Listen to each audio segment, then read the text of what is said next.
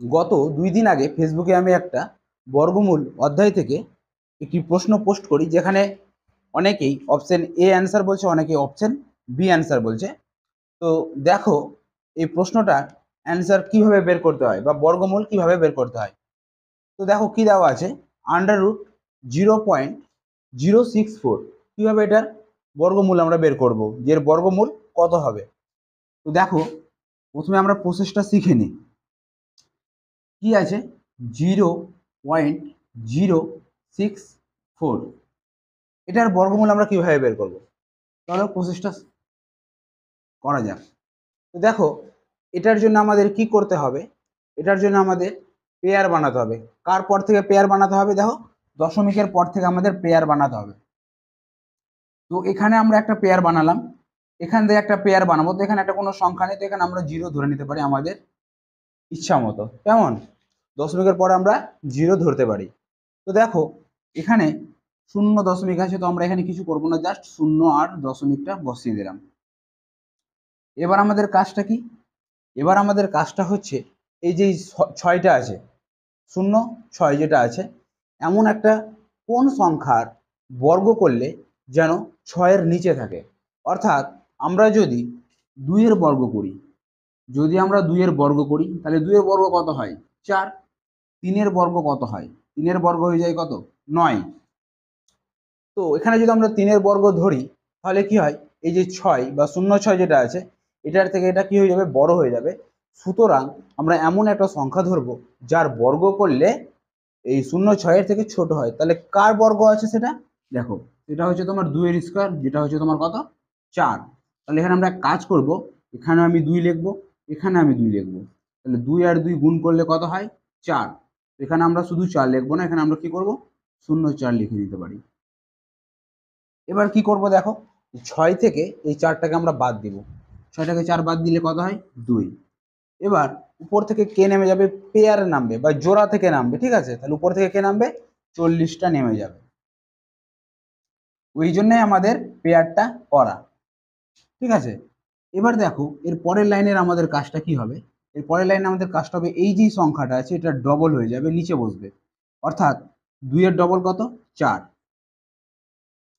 এবার এইখানে আমাকে এমন একটা সংখ্যা বসাতে হবে, আর এইখানে আমাকে এমন একটা সংখ্যা বসাতে হবে যে সংখ্যাটা হবে একই, আলাদা হবে না।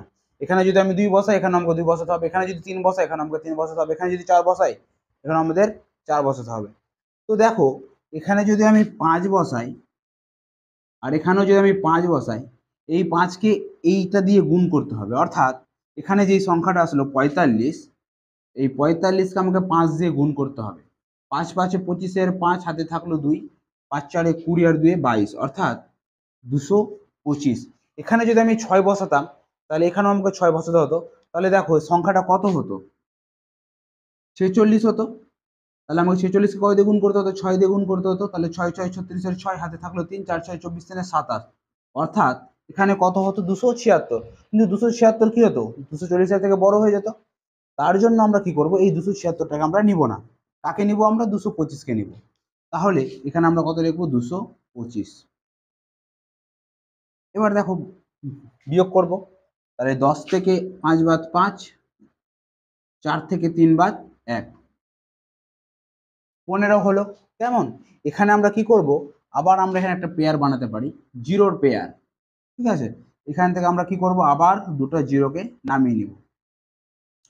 নামানোর পরে এখানে আরেকটু কাজ করতে হবে। কিরকম কাজ করতে হবে দেখো, এখানে 5টা যে আছে আর এখানে যে 4টা আছে, তাহলে এখানে এখানে যেমন আমি 2-এর ডবল 4 করেছিলাম, এখানে আমরা কি করব, এখানে দেখো আমরা কি করব, এই 5 যেটা আছে 5-এর এখানে আমরা ডবল লিখব। 5-এর ডবল কত হয়, 5-এর ডবল কত হয়, 10। 5-এর ডবল কত হয়, 10।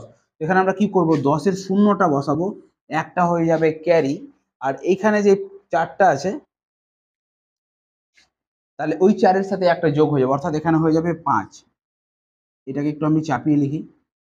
এবার আমাকে এখানে একটা এমন সংখ্যা বসাতে হবে, এবার এখানে একটা সংখ্যা বসাতে হবে যেন গুণ করতে গেলে 1500-র বেশি না যায়, গুণ করলে 1500-র বেশি না যায়। তো এখানে যদি আমরা 2 বসাই, আর এখানে যদি আমরা 2 বসাই, তাহলে 2 এর সাথে এই 2 গুণ করলে 2 দিয়ে কত হয়, 4। 2 এর সাথে 0 গুণ করলে 0, 2 এর সাথে 5 গুণ করলে 2 5 10,